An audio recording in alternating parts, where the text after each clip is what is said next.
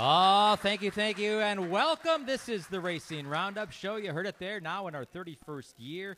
I am Dean Strom, sitting in for Jim Tretow. Jim is on assignment. No, really. He's on assignment. He's down in Indianapolis doing some voiceover work. You can hear more about that next week. So he will be back here next week at Paulies for our final show. Until then, you've got me, and we have got a great show lined up for you. Again, live from Paulies Pub and Eatery, 81st and Greenfield, just outside of Turn 1 of the Milwaukee Mile. We have got the Anderson's Pure Maple Syrup NASCAR Report, a recap of all that went on at Chicagoland. We'll bring you up to speed the world of short track racing with the Bonafide Security Solutions Short Track Report. We'll catch up with longtime Racing Roundup Show supporter Gary Bohr and his son-in-law Bart Sievert. Bart competes on the dirt in his modified. Slinger Super Speedway Super Late Model Champ Steve Apel in the house will recap his fabulous 2015, both on track and off track. We'll hear from Tommy Hramatka, his son Tyler, and get Tyler's thoughts about his first full season behind the wheel of a racer. And they have brought their cars out. They are parked right out front. You can't miss them. Both of the cars, father and son, they look fabulous. So thank you guys for doing that and bringing those machines out. We've got Eric Henefeld. He's with us tonight to preview the 50th National Short Track Championships at Rockford Speedway. Dave Hohensee will review and preview the world of straight line racing. And we will chat with the rookie racer who was the overall champion in the 51st running of the New Berlin Soapbox Derby.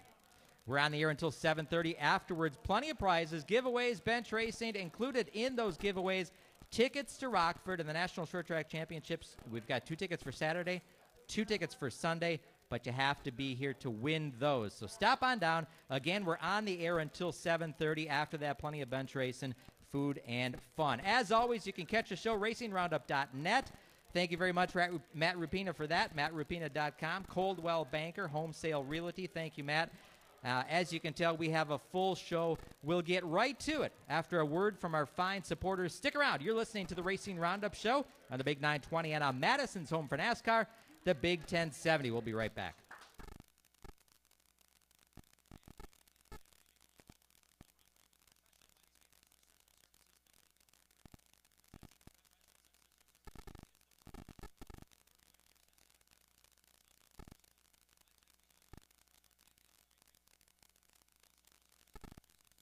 (548-0005) for all your landscaping and lawn care needs. No job is too large or too small.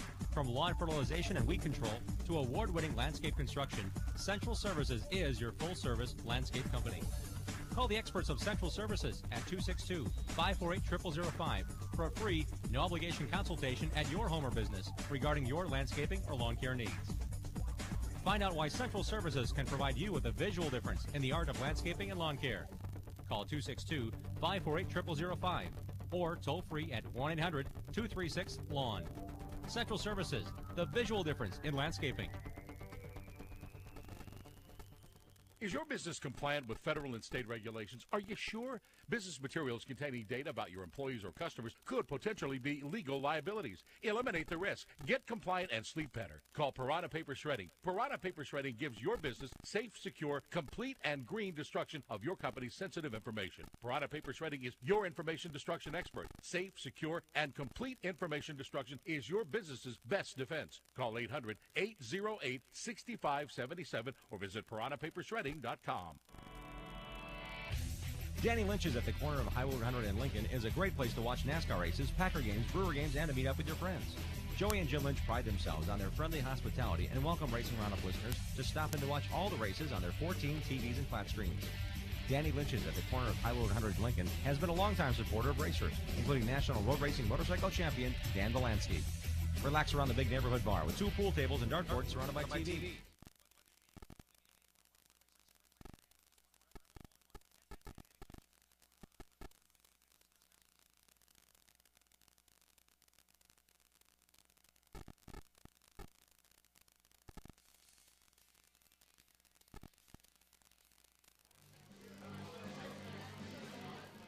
You only turn 50 once. Don't miss the 50th Anniversary National Short Track Championships at Rockford Speedway. Friday, Saturday, and Sunday, October 2nd, 3rd, and 4th. See the best short track racers in the Midwest testing Rockford Speedway's tricky high bank quarter mile. Friday night, October 2nd, the Great Northern Sportsman Series headlines a 50-lap main event. Saturday, October 3rd, the Big 8 Late Model Series takes to the track for 108 grueling laps. Sunday, October 4th, the Super Late Models make their run under the sun for the big bucks. See Majeski, Bickle, Hoffman, Rubeck, Johnson, Mueller, and more battle for 200 laps and a chance at a possible $10,000 to win. Get your tickets now by visiting RockfordSpeedway.com or calling 815-633-1500. It's one great racing weekend. The 50th Anniversary National Short Track Championships, October 2nd, 3rd, and 4th, only at Rockford Speedway. Be there.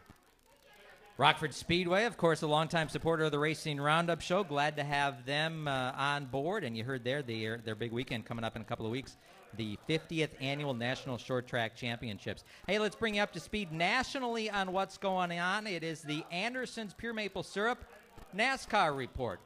Of course, this past weekend, Chicagoland Speedway, all three of NASCAR's national touring divisions were in action. 12 days before Sunday's opening chase for the NASCAR Sprint Cup race at Chicagoland Speedway, Denny Hamlin tore his ACL in his right leg playing basketball. Late in the myafibrisc.com 400 at the 1.5-mile track, Hamlin found his good fortune in the form of a pit call on the part of his crew chief, Dave Rogers. Staying out on old tires, Hamlin grabbed the lead moments after a restart with 5 laps left, sneaked away to a nearly 1-second victory over Joe Gibbs Racing teammate Carl Edwards, who surged from 6th to 2nd during that restart on lap 263 of 267. Hamlin saw an opening on the restart. The cars were turn one, and he took advantage of it. He said, quote, "We got a great restart, and I just held it wide open through turns 1 and 2, and it stuck." Hamlin won from the 29th starting position, rallying from a spin on lap 2. That left him a lap down.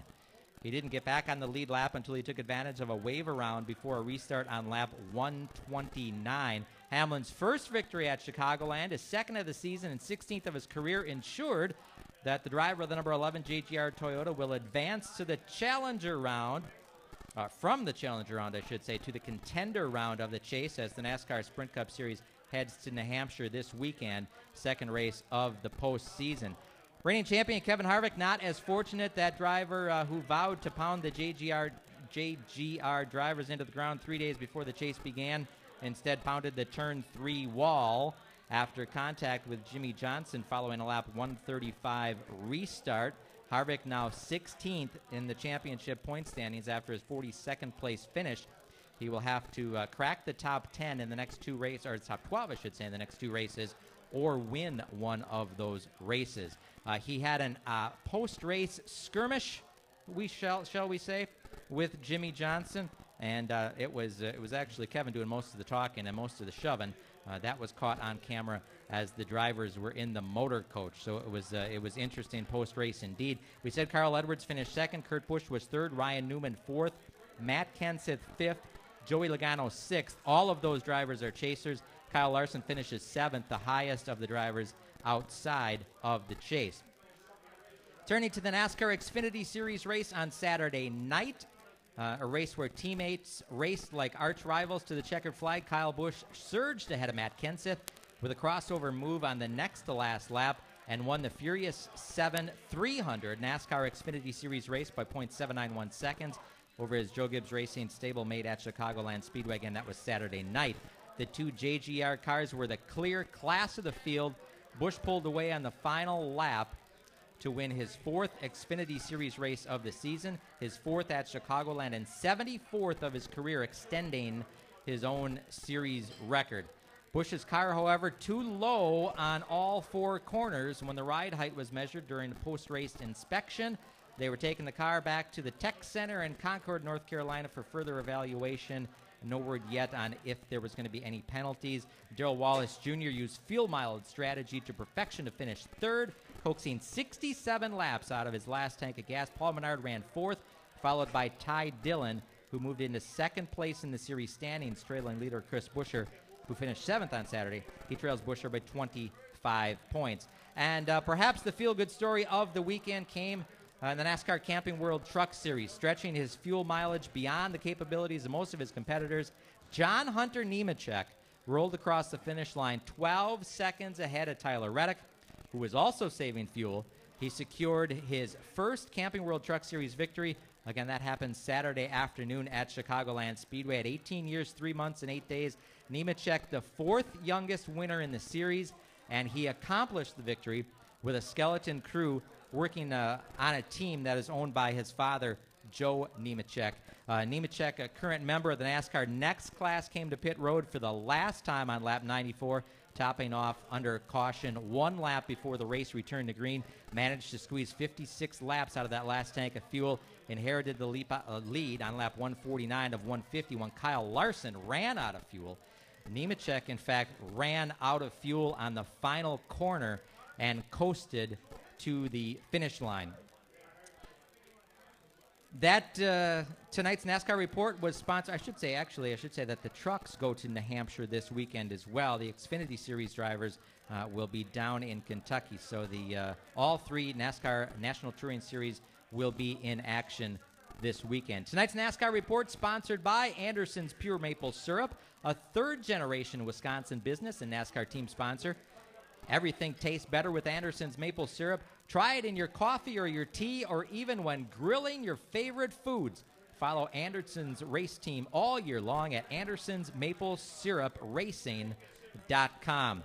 We go from the national scene to the local scene. We bring in our first guest here on this edition of the Racing Roundup Show, our penultimate edition of the 2015 Racing Roundup Show. Please welcome 2 gentlemen, one who has been with us here on the Racing Roundup Show since day one, a big-time supporter, and he brought his son-in-law, a modified racer. Please welcome Gary Bohr of Central Services and Bart Sievert to the Racing Roundup Show. How you doing, guys?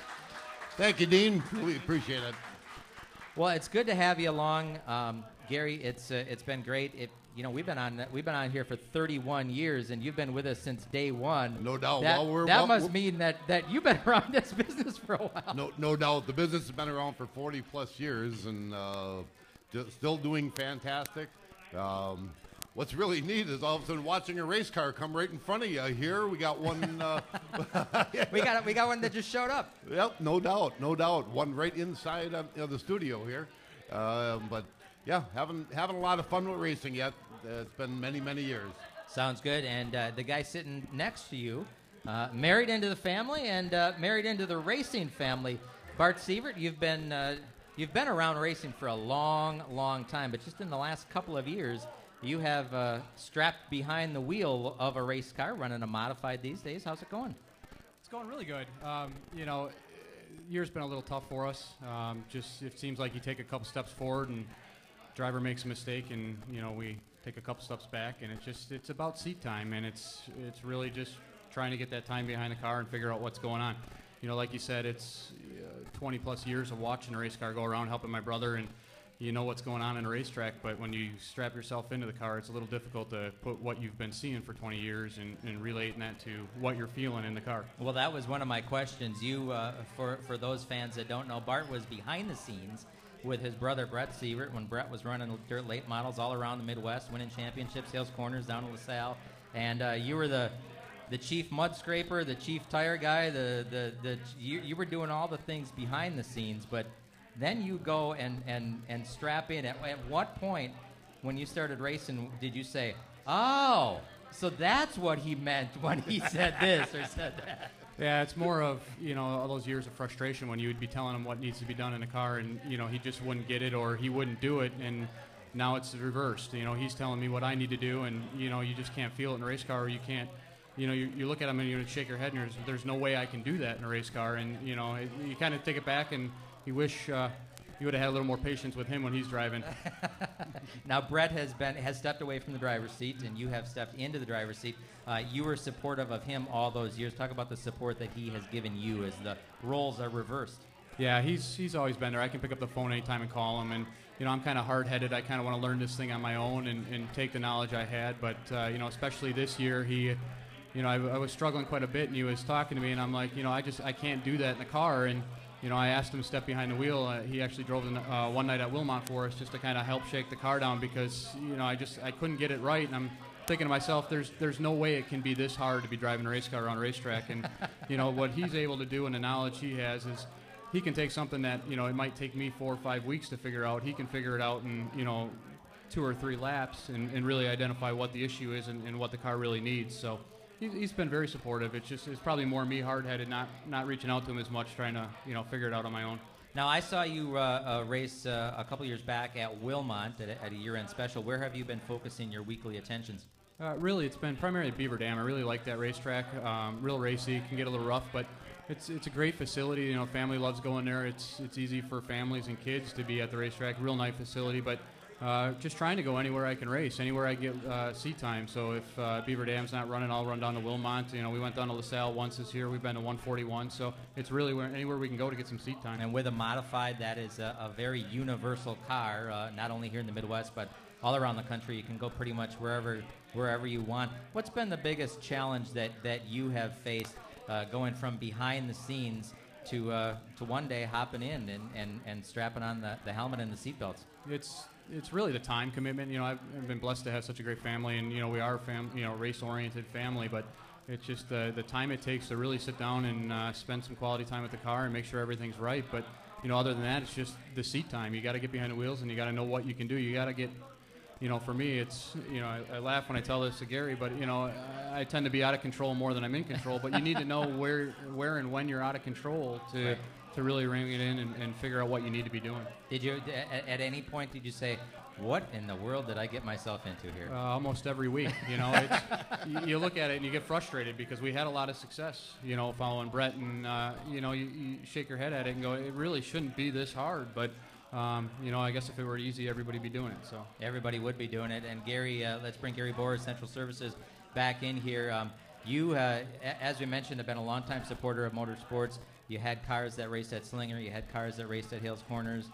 Still sponsoring a number of cars today. You even took a turn at the PA at the old Hales Corners Speedway before it closed down. Yeah, well, I was not by my doing. All of a sudden, Tom passed away, yep. And they ended up having an announcer that needed a little bit of help, they said. Went up there. He didn't want the help, and he walked off the stand. So I ended up being... So bam, the job was yours. Yeah. I needed a part-time job like I needed a hole in the head, but I ended up doing it. So what have you been up to lately since the last time we've seen you to not only keep your finger in the motorsports scene, but just business, and what's occupying your time these days? Well, I'm very blessed where my whole family backs me in the business. Bart and Sharon are the only two that are not truly involved, but still help us in many ways. But my oldest daughter, Sarah, and her husband, Andy, my youngest daughter, Sheila, and her husband, Scott, are just big parts of the business, and honestly, getting groomed to take it over. Let's just put it that way. So. Let's talk real quickly about Central Services. Let's for those that don't know, you have been a big supporter of motorsports. Lawn season is winding down here in the upper Midwest, but your business is not winding down. No, definitely not. Right now, it's time to start putting those lawns to bed, and put your fall, winter fertilizers on. Core aeration is very important during the fall, but now we start thinking about that lousy 4-letter word, snow.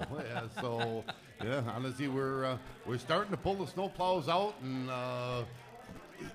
start polishing them up for the upcoming winter.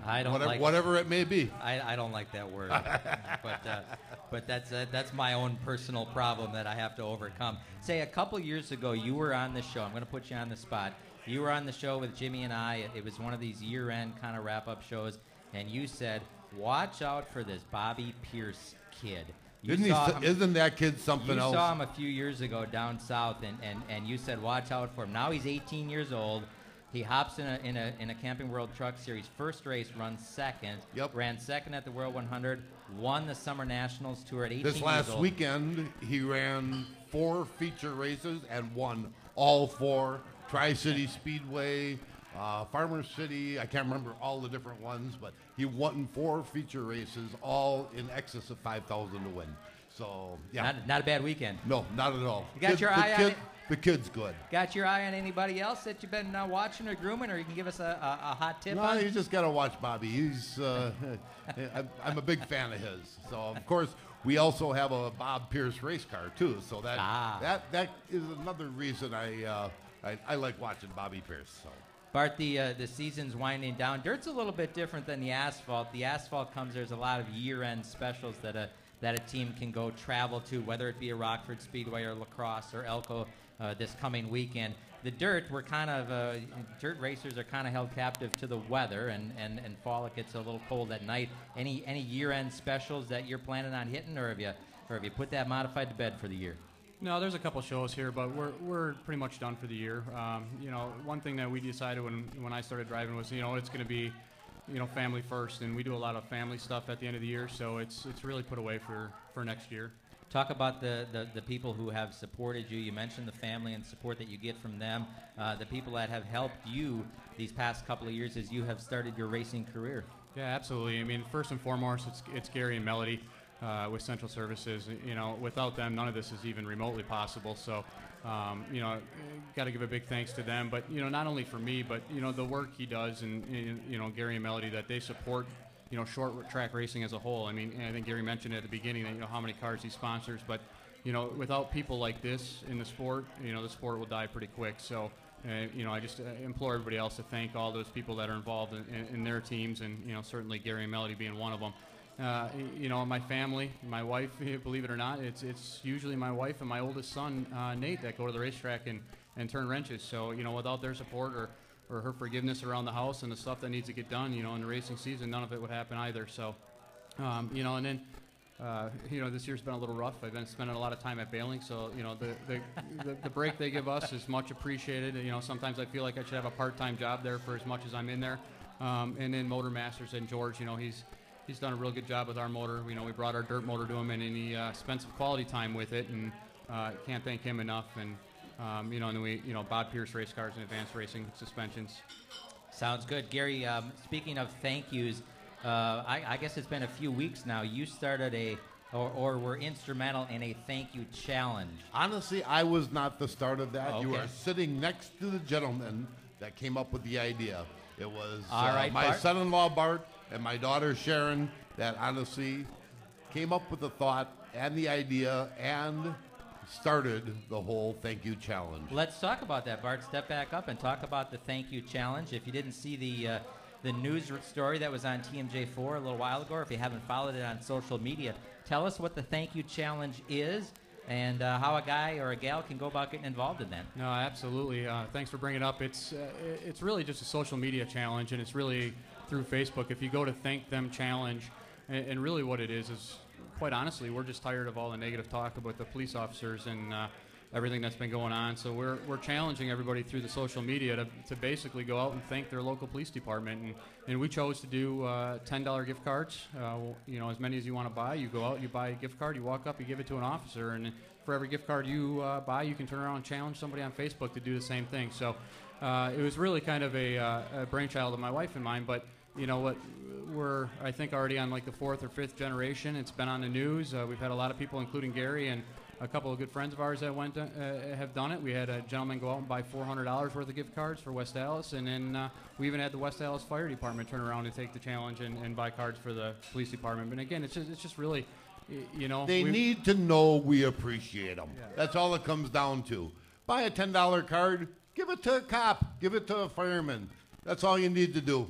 I don't even need to be on the thank you challenge on Facebook. Just say thank you. Ah, yes.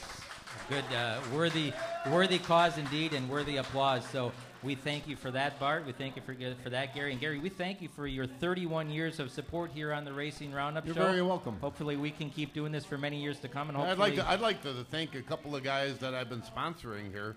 Charlie Cincinnati.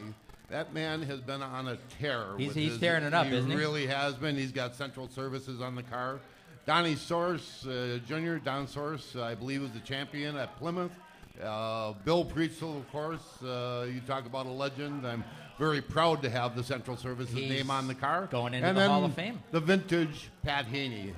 Honestly, he was leading the feature over at Jefferson. Almost won the thing, but ended up coming in number 2 with a dirt car on the asphalt. Now, I remember when he did that back in 1993 with our late model. Okay, it was the Tom Searing late model. Took it up to Slinger. Him and Russ Scheffler were tearing it up at Slinger Speedway with dirt late models. That's cool indeed. Well, thank you again for coming on the show. Thank you for your support, Bart. Good luck and continued success here in the years to come. And come back. Don't be a stranger. Absolutely. Thank you very much for having us. All right. How about a nice round of applause? Bart Sievert, Gary Board joining us here. First segment of the Racing Roundup Show. Glad to have you aboard. Say, stick around. You're listening to the Racing Roundup Show in Milwaukee on the Big 920 and on Madison's home for NASCAR, the Big 1070. We'll be right back.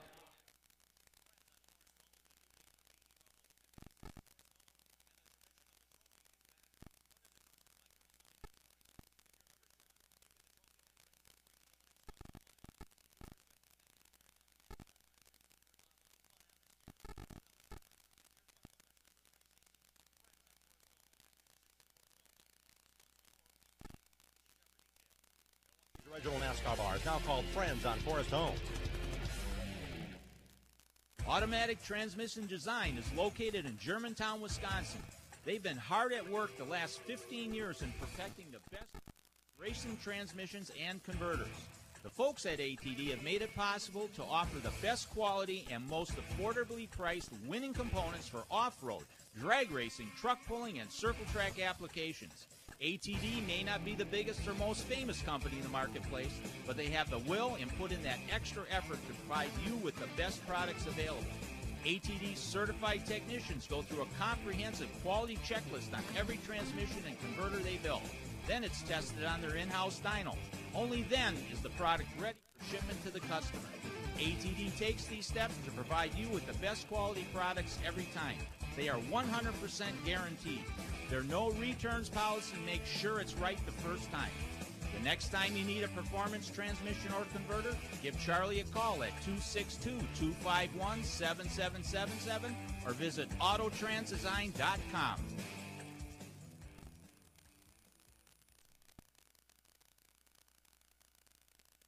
Olson's Outdoor Power Equipment is a fully equipped parts, sales, and service dealer of quality mowers, snow throws, trimmers, chainsaws, and more. Olson services what they sell, does warranty service work on big box store mowers, and their expert service technicians are ready to get your equipment running right. Put their stock parts department and friendly, knowledgeable staff to work for you. Visit the racers at Olson's Outdoor Power Equipment today at 14323 West College Avenue, just 1 mile east of Moreland Road in Muskego. Olson'sPower.com. Olson's Power Equipment. You're listening to the Racing Roundup Show, live from Paulies Pub and Eatery at 81st and Greenfield in West Dallas. Sponsored in part by Complete Heat Treating. Stay tuned in Milwaukee on the Big 920 and in Madison on the Big 1070. We'll be right back.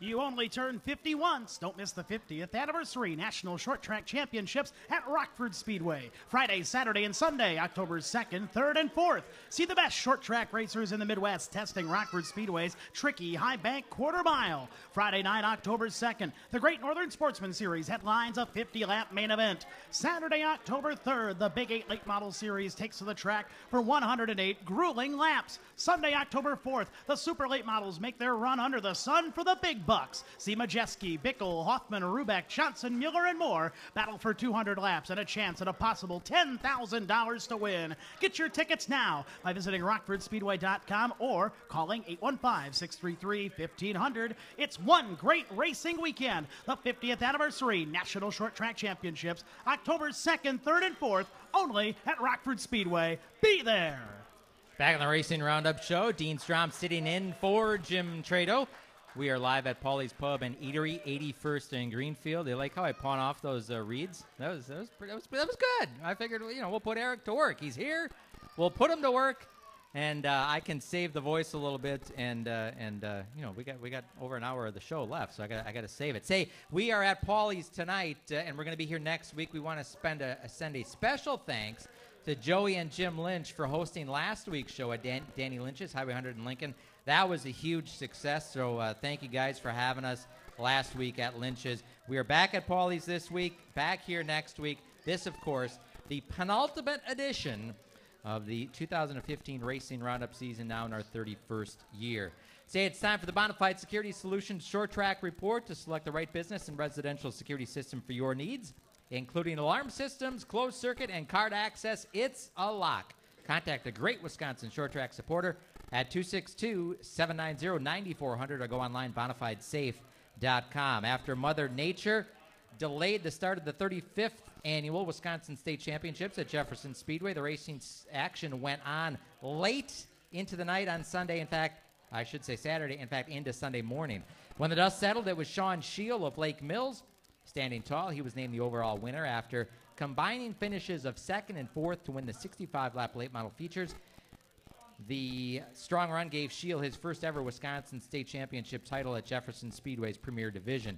Brandon Pendleton, Casey Johnson, the two feature winners. Johnson also the fast qualifier. Sportsman action Dave Trudy of Lisbon, New Lisbon, I should say, picked up the overall championship with strong finishes of 2nd and 3rd in their 35-lap twin features. Entering the final event of 2015 at Jefferson Speedway, defending Tundra Super Late Model Series champion Dalton Zier knew that there was only so much he could control, but control it he did. Zier dominated the 75-lap final feature of the season, propelling him to a 5-point win in the championship standings over Ty Majeski.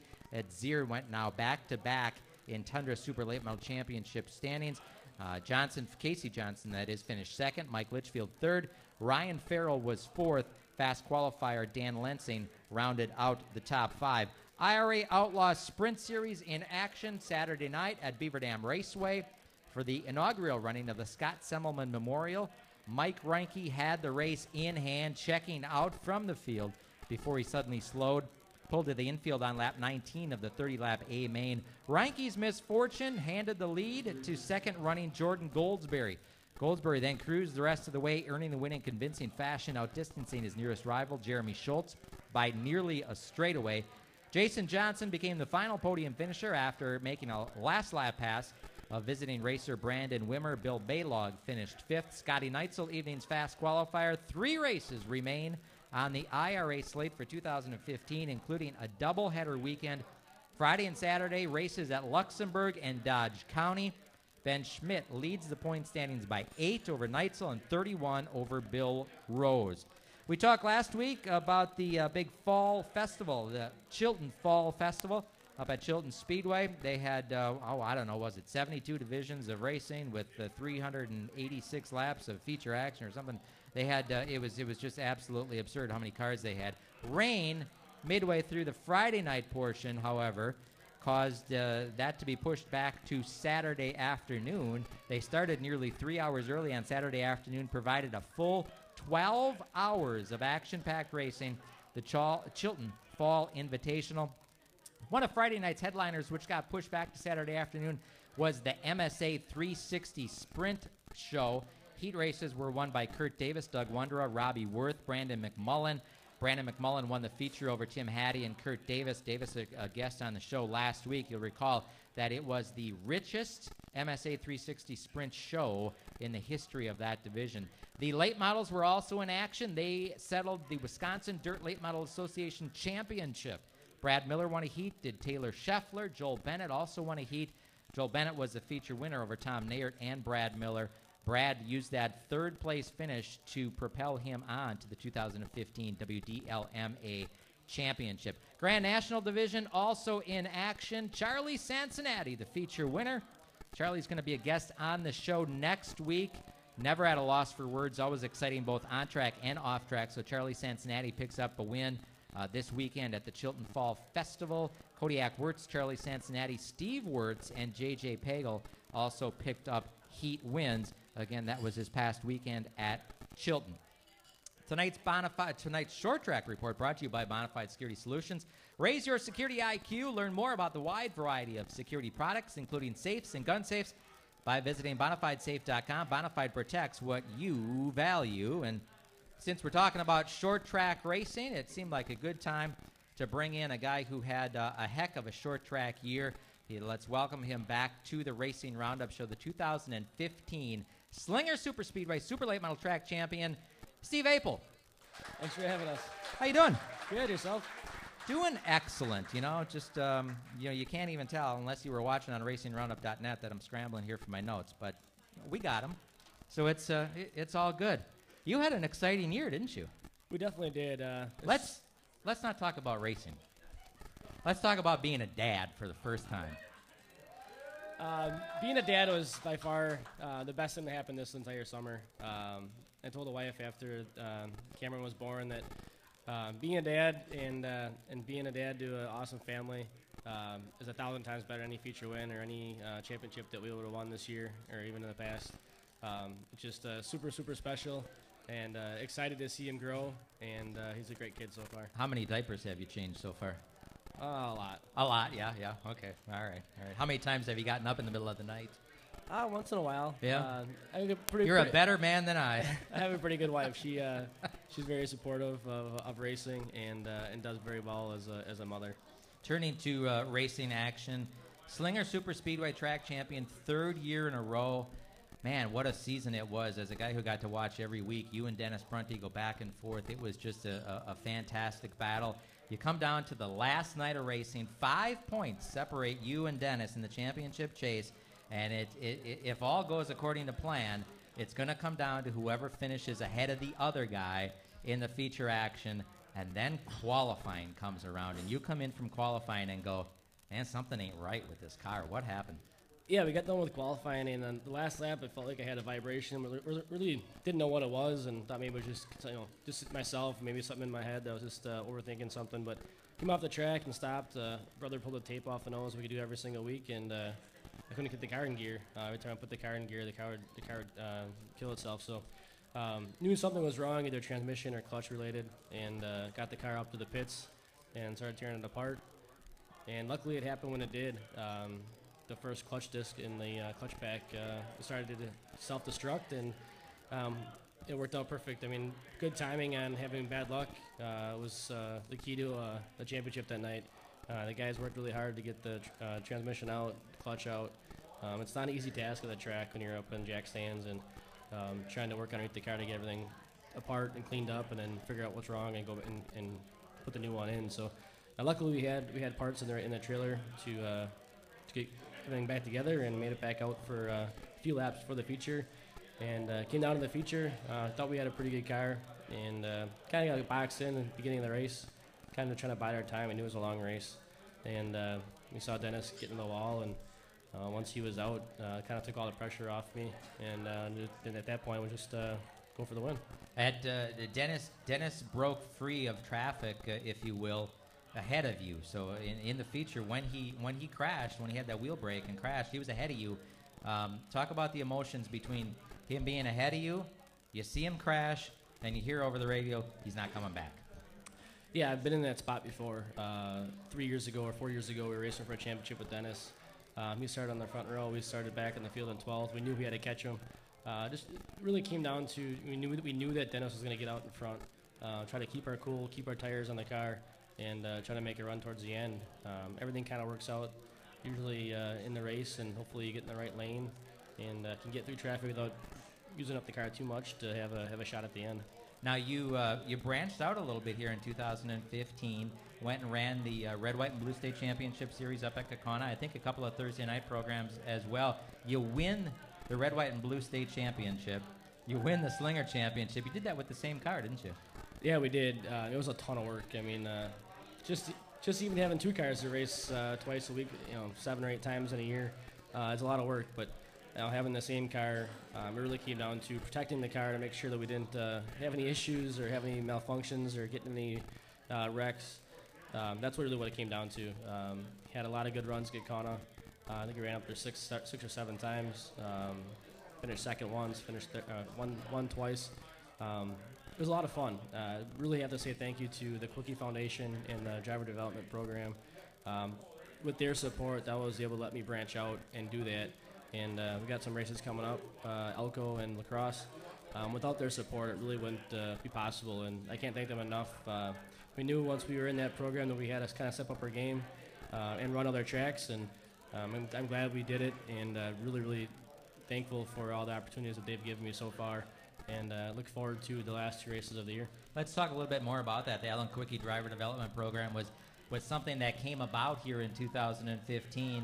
Hundreds of applicants. You were one of 7 participants in the program. You got a cash bonus at the start of the year to be in the program, and then there's a point system throughout the season that you were tabulated and graded on, not only your finishes but media appearances and social media things and things you did away from the racetrack. They're going to crown the champion, the first champion in December. That has to be a thrill to know that you're one of 7 guys chasing this dream.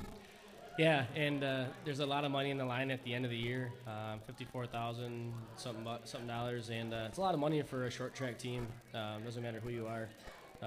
Being a one-man team and a crew that's all volunteer, it'd be a huge boost to our program. You can only do so much. We tried to do everything we could this year to run well everywhere we went and put ourselves in a winning car every week. And the guys on the team did an awesome job of doing that, and I can't thank them enough. They do an outstanding job between our brother, Jared, the tire guy, Doug, Dave, all the guys on the team, my dad, my mom, the wives, of everybody. I mean, all the crew guys, the girlfriends and the wives that let everybody go out to the racetrack and at the race shop too. So it's definitely a team effort, and I guess it's all volunteers. So it's a pretty big deal for us to be able to win the Kaukauna thing and the Red, White, and Blue and at Slinger. Speaking with Steve Apel, your 2015 Slinger Super Speedway Super Late Model Track champion. A lot of sponsors on the side of that number 51 machine. No cheat notes. Is this all off the top of your head? Yeah, mostly. I mean, obviously the Quickie Driver Development Program, that was the biggest supporter to branch out to race other tracks. We also have Schrader Simplicity, Ellison Technologies, Engineered Metal Products, Interstate Saw. Interstate Saw is kind of a cool deal. We've been helping Duke Long progress this year in the super late model ranks, and for a guy that came out of the stands and jumped in a race car last year, he's come a long ways, and pretty cool to be part of that. Going on to the rest of the sponsors, Ram Tool, Bankers Life and Casualty, Wykes Industries, H&B Landscape, Break and Equipment, Bruce's Classic Restoration, Weld Specialties, TD Graphics, and Joe and Jason, all the guys at Pathfinder Chassis. They've been a huge supporter of this year and last year, and being there when I need to, and I can't thank them enough as well. You started, one last question, a few years ago. When was it? In the Slinger Bees, I believe, right? Yeah, I was 14 years old and pushing the broom in the race shop, helping Danny Delcamp and Eric Franson at the time. And Danny had a 4-cylinder laying around, and my brother and I would switch off racing every single week. And that's kind of how I got started. I never raced go-karts, never got to do any of that. But really glad to get that start in racing at 14, and to be able to be a 3-time Slinger track champion at 27 is pretty cool. Has it sunk in yet, or have you had time to reflect on going from a 14-year-old Slinger B 4-cylinder racer to winning state championships, red, white, blue state championships, multi-time track championships at Slinger. I mean, has it all sunk in yet? Have you had time to reflect and realize what you're accomplishing at such a young age? I don't think it'll sink in until the banquet at Slinger. It's usually a pretty cool thing. Todd and Todd Thielen and Rodney Erickson have done an awesome job of promoting Slinger, and it's a lot of fun to go there every single week. And excited to go in and try the ARCA Tour. Greg McCarnes has done an awesome job with that. And I haven't had good luck with ARCA Tour stuff yet. I have yet to make a race, but we're hoping to change that on Saturday at Elko Speedway, and then going on to La Crosse in 2 weeks. So we're pretty excited. Well, we wish you luck in the remaining 2015 dates. Congratulations on what you've accomplished to date, and good luck. Good luck the rest of the year, and thanks for coming on. Thanks, Dean. Thanks for having us. Steve Apel, one more time, out of a nice round of applause, joining us here on the Racing Roundup Show, having a lot of success here in 2015. Keep an eye on social media this weekend. You may catch something that Steve's got cooking. We're not going to let the cat out of the bag, but he's got a cool paint scheme that you're going to want to keep an eye on. So we'll just leave it at that. Say, stick around. You're listening to the Racing Roundup Show in Milwaukee on the Big 920 and on Madison's home for NASCAR, the Big 1070. We'll be right back.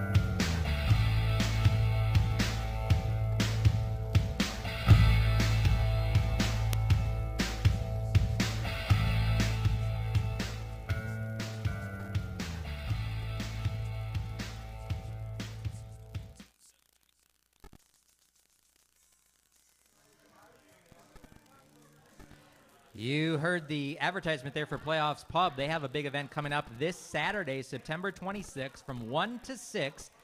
It's their 5th annual car show. Bring your own car, show it off. Registration is free. Plaques will be awarded for best stock, best modified, and fan favorite. When you vote for your fan favorite, you will receive a free raffle ticket. Drink specials all day long. Again, that's the Playoffs Pub 5th annual car show this Saturday from 1 to 6. Playoffs Pub's 82nd and Forest Home. Back in the Racing Roundup Show at Paulies Pub and Eatery, 81st and Greenfield. Glad to have you aboard here. Jim Tretow on assignment. I am Dean Strom, filling in for him. This portion of the Racing Roundup Show brought to you by Miller Sales and Service. Miller Sales and Service can get you on the water for a new Alumacraft fishing or Manitou pontoon boat powered by an Evinrude E-Tech motor. Call 920-994-4358. That's 920-994-4358. Miller's also has Portadock lifts and docks. So don't be wishing you were fishing. Get to Miller Sales and Service. Ask for Jerry, Brad, or Warren. 920-994-4358. Miller's Sales and Service.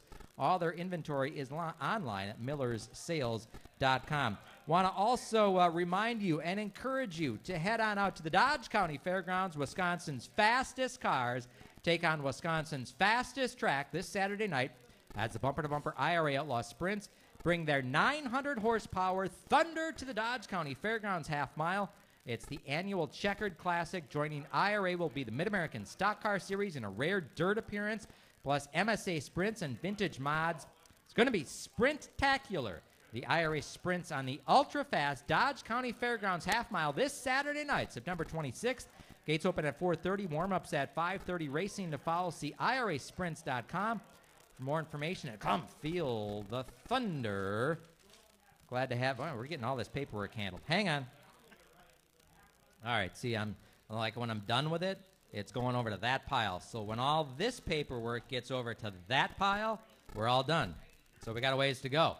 Say welcome to the Racing Roundup Show. Our next guest, he is going to clue us in. He is going to let us know what's going on at the Rockford Speedway. Please welcome back to the Racing Roundup Show, Eric Henefeld. How you doing, bud? I'm doing great. Doing great. Glad to be back on the show and back at Paulies. And it's September, so that means, as you say, there's stuff going on at Rockford Speedway. There is a lot of stuff going on. 50 years, the National Short Track Championship going on, 50th anniversary, I should say, this year, and it's coming up fast. Coming up fast. Next week, in fact, 8 days from now, we'll have opened up the overnight parking for the campers. Practices next Thursday, October 1st, and then Friday, Saturday, Sunday, October 2nd, 3rd, and 4th. The 50th anniversary of one great racing weekend, and it's really going to be an exciting weekend. It always is an exciting weekend, and this year's going to be no different. I was at the Rockford Speedway, as you know, a couple weeks ago, and I noticed under the grandstands, you have some huge banners hanging down. There's one of Steve Carlson. There's one of Joe Shear. I think there's one of Dick Trickle, kind of talking about how they fit into the storied history of the National Short Track Championship. It's cool to see you tying those pieces together. Absolutely. A lot of that goes to our track historian, Marty Goff, who spends a lot of time going over all the stuff from the past. We embrace our history greatly at Rockford Speedway, and a lot of that because there's been so much history made at the track, and not only at National Short Track Championship, but weekly racing and other great events that have been through there. But yeah, you mentioned we've added to that a little bit more in the last couple of weeks.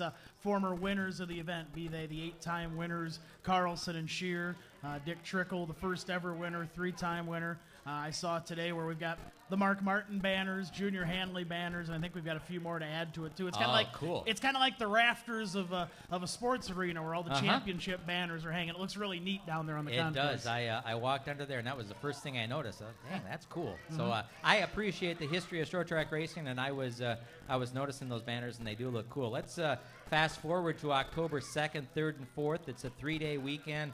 Things get underway on Friday night.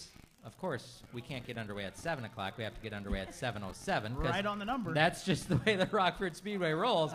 But the Great Northern Series Sportsman headlines Friday night's activities. Yeah, we switched up things a little bit at short track this year at Rockford Speedway, kind of going back to the future a little bit on Friday nights, which was always kind of a big night for the support classes, so to speak, sportsmen, the four-cylinder short trackers, the road runners, so forth. We've had the late models involved on Friday nights in recent years.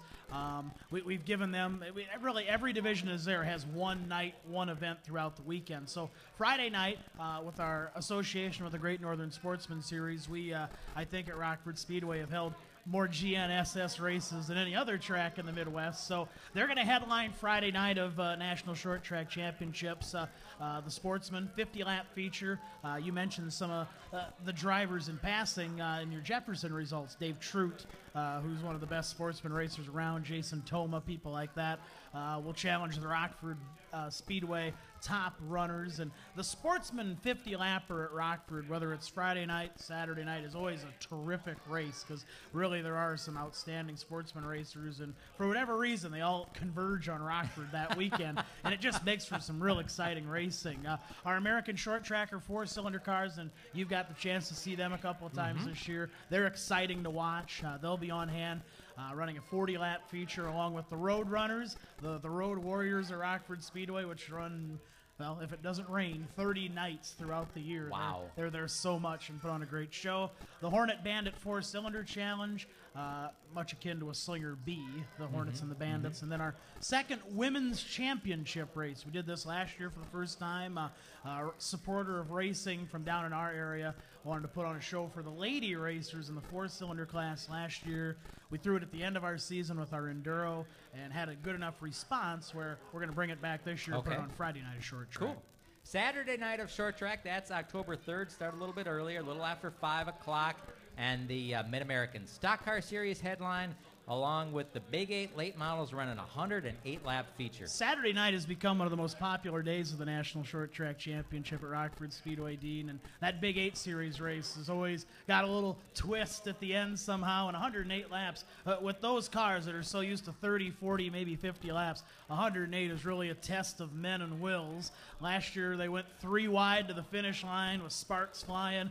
Casey Johnson, Edge, Dale Nottestedt, and Austin Nason. Going to be a great show. We got a lot of Big 8 names coming to run that race at Rockford, and some names that haven't ran with the series in a while or ever are going to join the show, so it's going to be very fun. You mentioned the Mid-Am Series, 50-lapper on Saturday night. Short Track Saturday night, as I like to call it, and people have taken to that name. The Illini Racing Series midgets will be there, the open-wheeled cars from Illinois, and we're going to have the vintage cars on hand as well, Vintage Racers of Illinois, plus preliminary events for the super late models, which of course headline on Sunday. The super late models headline on Sunday for a 200-lap National Short Track Championships. Also have the American Ethanol Super Trucks and the must-see sprint car racing.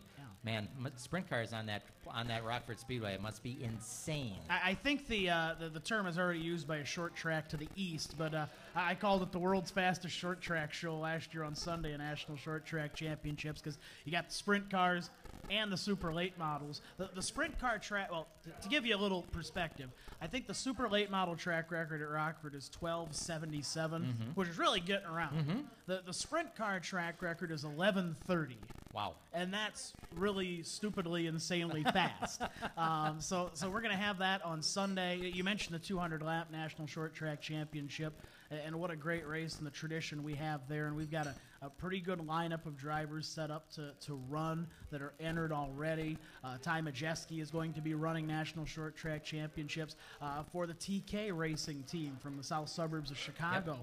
Many people familiar with Eddie Hoffman running those cars. Eddie will be at National Short Track Championships, but in his own black car. We've got former winners Rich Bickle. We got Steve Rubeck, last year's winner. Josh Nelms is going to run at least 3 features at short track. We're trying to find him a Friday night ride because he's got rides for Saturday and Sunday.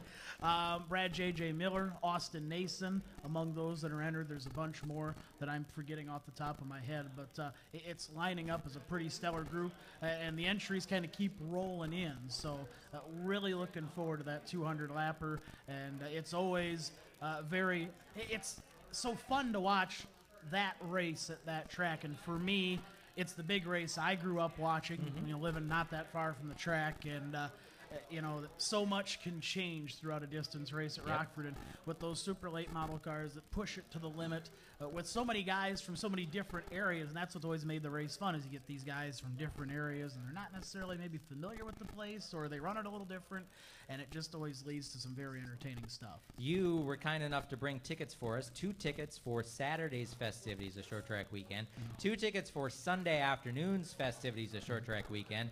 If somebody in our audience is not lucky enough to win those tickets, how can they go about securing their tickets for Short Track Championship? Well, tickets are available now for National Short Track Championships at Rockford Speedway.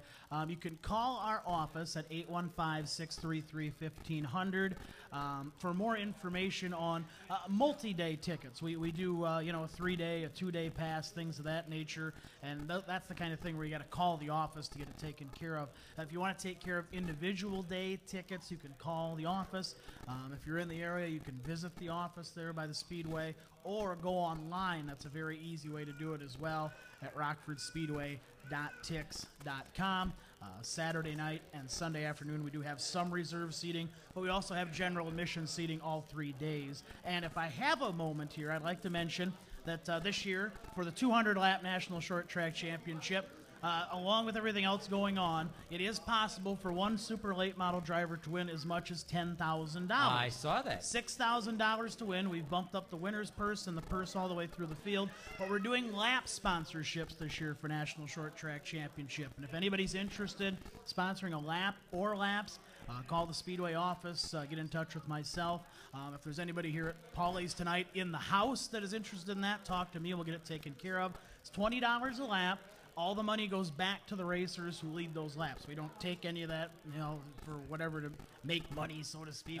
We want to help out the racers, and we've gotten a nice response from the racers for that too. I know it's become very popular at Slinger Nationals, and they do a great job with that as well. But we're doing the lap sponsorships. There are still laps available. And if you're interested in getting a part of that, just contact me either in the office during the week, or if you're here tonight, I'd love to talk to you too. Sounds good. It is one great racing weekend. Comes up October 2nd, 3rd, and 4th at the Rockford Speedway.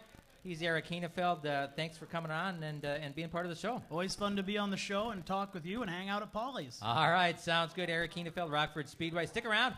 You're listening to the Racing Roundup Show in Milwaukee on the Big 920, and on Madison's home for NASCAR, the Big 1070. We'll be right back.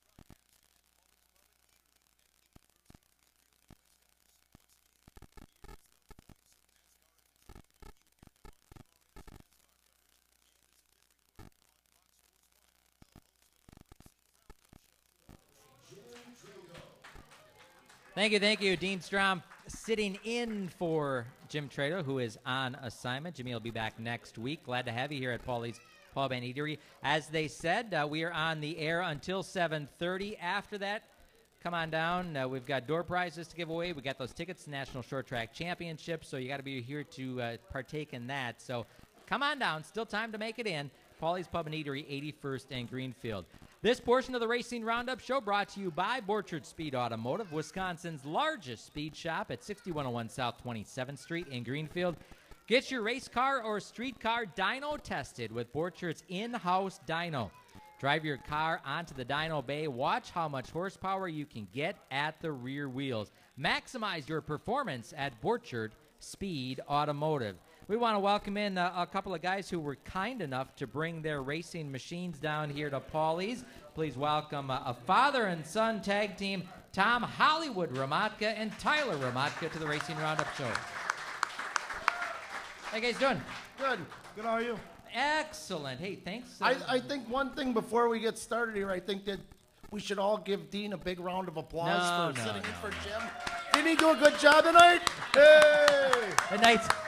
The night's not over. There's still time for me to screw up. See, the nice part about this is you haven't seen the couple of times that I screwed up, so that's I'm covering it up. I'm covering it up well. Hey, thanks for bringing the cars down. They look excellent. You guys really race those cars? Yep. Yeah. Okay. You sure? Yeah. Because they look good. They look like you haven't even raced them. Well, I only raced about a half a season this year.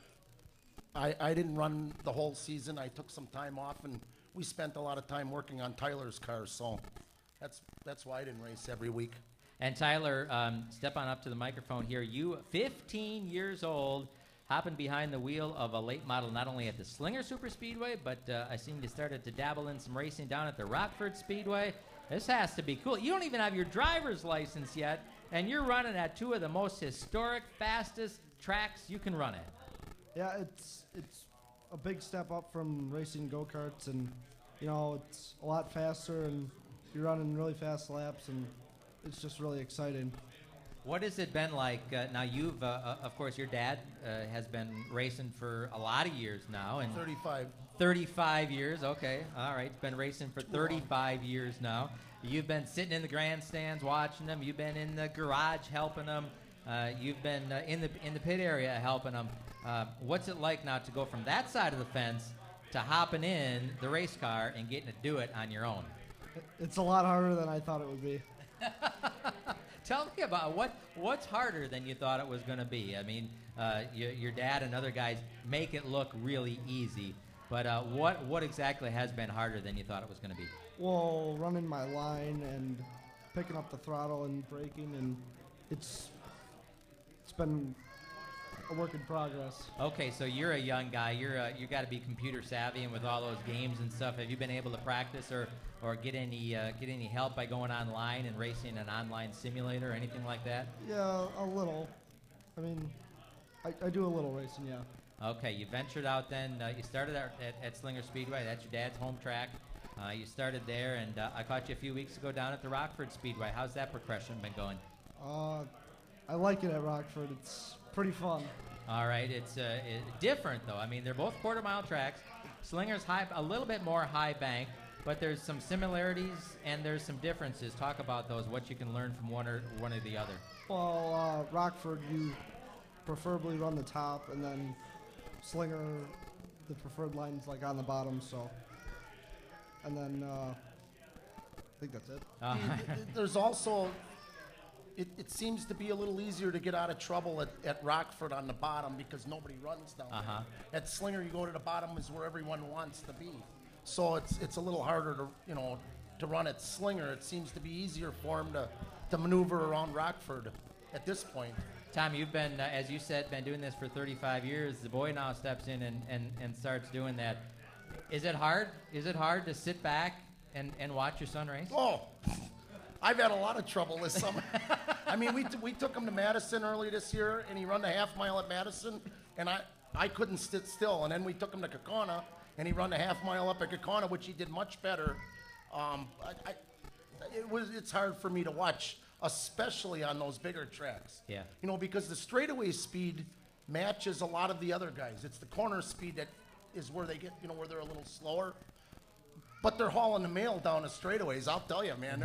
He's going just like everybody else there. So it's a little nerve-wracking when he doesn't even have a driver's license yet. So we didn't screw around with the 4 cylinders. We went right from the go-kart into the late model, mainly because we had the late model. I mean, we didn't have to buy it. It was sitting in the shop doing nothing anyway. Right. So that's kind of why we did it. What kind of things are you able to take from your experience and pass down to Tyler, and whether it be setups, whether it be knowledge, whether it be, hey, here's your breaking point, what types of things can you help him with? All of the above. Yeah. All of the above. When we went to Rockford, we practiced a couple Fridays before the Saturdays we ran, and we were out on the track putting tape on the fence, yellow tape, so you could see how deep to run it. And by the way, I just want to say that from this deal with Rockford, Wayne Freeman and Dave Deary helped us out a lot by giving us the practice time that we had down there. And I mean, it helped him a lot. Wayne Freeman helped a ton. He was on the radio with him. I mean, I remember one session, Tyler did about 75, 80 laps in a row with Wayne on the radio, just telling him how deep to drive it in. And it was cool. It was great. And it really helped him on Saturday night, so. Big racing family, and anytime you can get help like that from a veteran, it certainly helps speed up that learning curve. Tyler, you're going to run Rockford National Short Track Championships, huh? Yep. That's the plan. Any other between the two of you? Any other year-end specials coming up that you're going to venture out to? We're both going to run Rockford and then concentrate on getting the cars ready for next year. The cars look great. Remember, I said that when we started out. The cars are here at Paulies, 81st and Greenfield. I know a lot of help goes into making both of those cars look great. Why don't you, Tom, let's start with you, the people that help you out. Well, the sponsors are Wire Specialists Incorporated, DeAngelis Construction, the Mobile Repair Guys, NVR Racing Engines. Without Tom Nickerson, we just wouldn't be racing. I mean, he helps us a ton. Aces Auto Body in Butler paints the cars. Pioneer Bowl, Arrowhead Golf Course, Cherry Certified Service, Hanky Tool and Die. There's a lot of people. Tyler, some of the I imagine some of the same people help you, but go ahead and give them a plug. Well, first of all, I'd like to thank my mom and dad for giving me an opportunity to run a full-bodied race car. I'd like to thank Calypso Lemonades, NVR Racing Engines, and Tom and Cindy Nickerson for all the help this year. John and Johnny DeAngelis, they've helped a lot this year. Pioneer Bowl, Butler Boys, Jerry Certified Service. I'd like to thank my crew, Justin Rose, Austin DeMore, Jake Hafmeyer, and my dad. It couldn't have been done without them. We kind of have the same crew. So all the guys that helped Tyler, ditto, because those are all the same guys that helped me also. It's a two-car operation on most Sunday nights and on some Saturday nights, so you guys are going to be in action in a couple weeks at the Rockford Speedway. Good luck with that, and thank you once again for not only coming on down to the show, but bringing your racers. Thank you. Thanks. How about Tom Haratka and Tyler Haratka? Give him a nice round of applause. Thank you all. The Racing Roundup Show. You guys make sure you sign our MB Signs backdrop. Take a Sharpie there. Head on over and sign that, again, MB Signs backdrop. From the quarter-mile oval track racing to the straight line, Dave Hohensee, we got a couple of minutes here. Give us a review and a preview of what's going on in HRA. Well, I tell you, Dean, at 15, I was pedaling a bicycle. This kid is pedaling a race car. That's all I'm going to say, all right? So, yep. More power to him. That's all I'm going to say. You and me both. Anyway, ZMAX, they were at Charlotte this weekend. NHRA, they only use half the track or half the lanes, okay? 2-lane race. Top Fuel, Antron Brown won that. Funny car, Del Worsham, first win of the season, running for Connie Coletta's team. Pro Stock, what can I say? The lady, Erica Enders, does it again. 3 hole shot victories in 4 rounds, all right? She knows how to drive a race car. That's all I can tell you, all right? And in Pro Stock Motorcycle is Eddie Krawick. My picks for the countdown, because they got 5 races to go. Okay. I'm going to say Antron Brown or Tony Schumacher, both DSR. Fast Jack Beckman's DSR. He's going to take funny car. Of course, kind of sucking wind, okay? All right? I'm just telling it the way it is. I've been a John Force fan all myself, but they're sucking wind. Erica Enders is going to win pro stock again 2 times in a row, and one of the Harley Davidsons is going to do it. So anyway, Jag Coughlin accomplished something nobody's ever done over the weekend. And that is? In 64 years of NHRA, he now has won in 7 categories. Wow. 7. Pro stock, comp, super comp, pro gas, super this, that, in stock. I mean, unbelievable.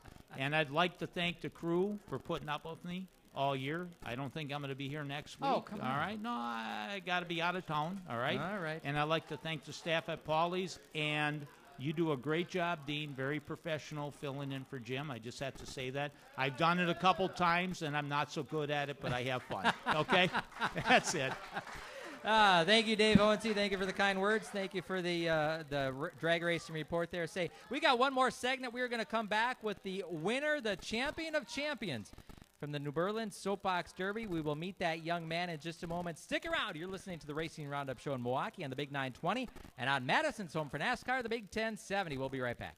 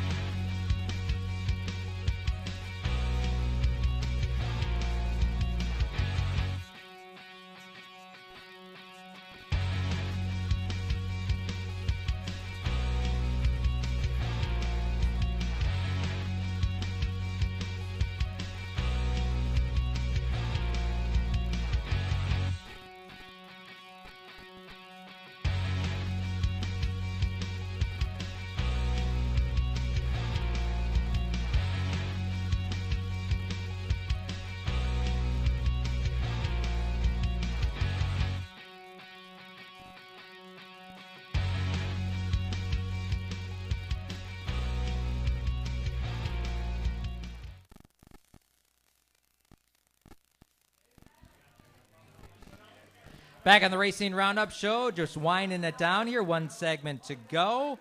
Speaking of winding down, ticket packages are available for Phoenix with Boring Bob. Of course, Phoenix, the penultimate Sprint Cup Series race weekend. That comes up in November. Boring Bob Escorted Race Tours is your best source for tickets and travel packages. You are one call away from an awesome, carefree NASCAR experience. Boring Bob, always 414-321-1370. That's 414-321-1370. Let Boring Bob plan your trip to Phoenix for the penultimate Sprint Cup Series race weekend. In fact, Boring Bob usually stops in about this time at the show, so if you can't give him a call, look him up. He should be here any moment. Say, guys that are here right now, if you're watching on racingroundup.net, which, again, is courtesy of our friend Matt Rupina and Coldwell Banker Homes Sale Realty. We brought a race car into the Racing Roundup Show. This is the Grand Champion race car and the race car winner, Ariane Damerschein. Welcome him to the Racing Roundup Show, and his grandpa John Hollida. Welcome, guys. How you doing? Thank you. It's great to be here.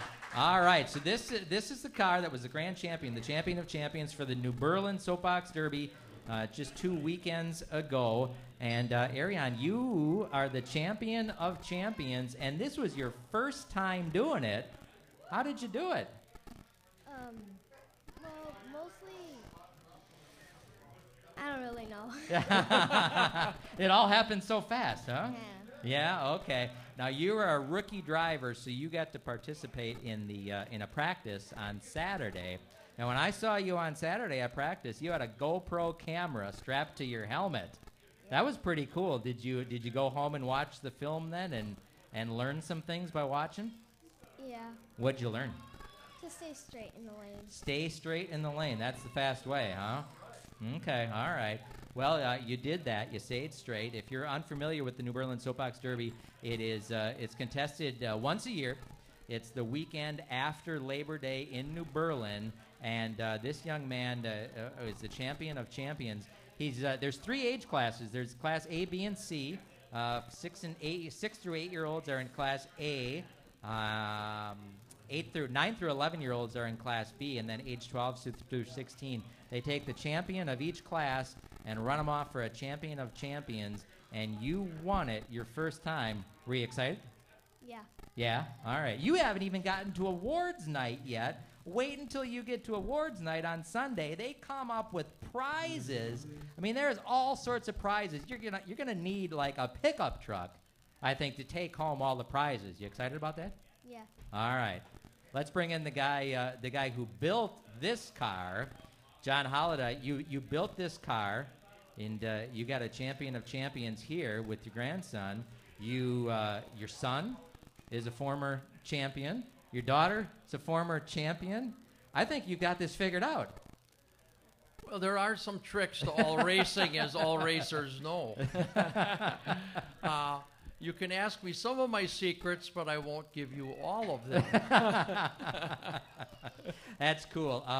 What's the, I equate this to building a model. It's, when you're building a model as a kid, or even if you do it as an adult, really the building of it is really half the fun. And for you don't get to race it, so the building of it is really all the fun, isn't it? It's a lot of fun. The Soapbox Derby is truly a family event, and when we build these cars, we definitely want our kids to participate in the building, the gluing, the clamping, putting the screws in, helping with the setup, mounting the wheels.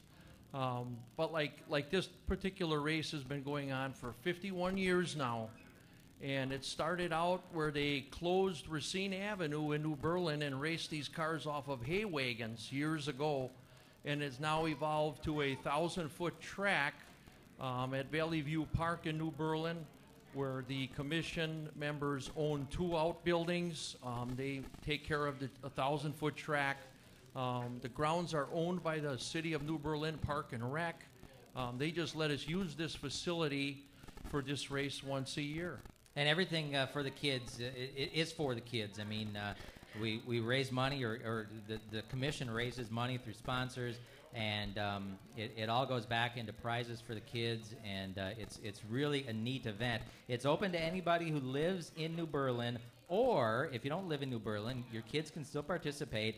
You have to become a commission member and help put on the event. That's what I do. I live in Muskegon. My daughter participates, so I'm a commission member. I help put on the event, and she can race. It's a cool thing indeed.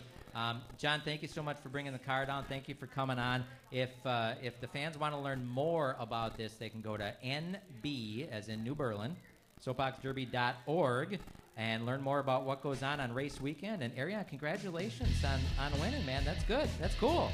Congratulations. All right, we're going to hear more from him. I'm suspecting we're going to hear more from him in years to come. He's got this figured out in his first year. Hey, I want to thank John Hollida for coming on down, bringing the car with him. Tyler Hermatka bringing their cars. Eric Heenefeld, Steve Apel, Gary Bohr, Bart Sievert, thank you so much for coming on out. Dave Smalzer, Matt Rapina, Sammy Sherry, everybody, Bruce, Don Chapman, thank you so much for coming on out and helping us. Remember, our final show comes up next week, Tuesday night, right here at Paulies. Charlie Cincinnati, the 141 Speedway champion in the Grand National Division, he will be in the house. Bobby Gutnick, Ryan Gutnick, Oak Creek Automotive Gang, they will have their cars. They'll be in the house. Steve Sinclair is going to tell us about the final IRA Sprint Car Series Championship race. Badger Midgets, Quinn McKay will be in the house. Prizes galore. We're going to empty out the prize cabinet. Until then, have at it, racers.